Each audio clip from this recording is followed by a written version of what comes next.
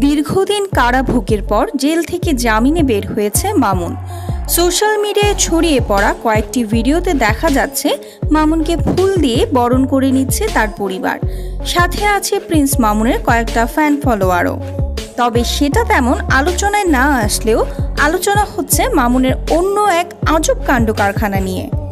Social মিডিয়ায় viral অন্য একটা ভিডিওতে দেখা যাচ্ছে জেল থেকে বের হয়ে দুধ দিয়ে গোসল করছে মামুন। এত বড় একটা মামলা থেকে মুক্ত হওয়ার খুশিতে মামুনের এই দুগ্ধ স্নান হচ্ছে বলে জানায় তার পরিবার। তাছাড়াও দুধ দিয়ে গোসল করে পবিত্র হতে চায় মামুন।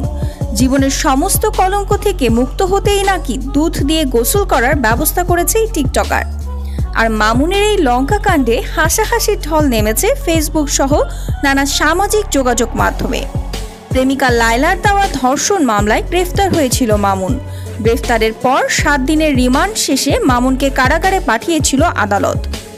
দীর্ঘদিন কারাবন্দির পর অবশেষে গতকাল জামিনে মুক্ত হয়েছে এই জনপ্রিয় টিকটকার। দেশে তার অগণিত ভক্ত, বাংলাদেশের টিকটক দুনিয়ার অন্যতম নাম এই প্রিন্স মামুন।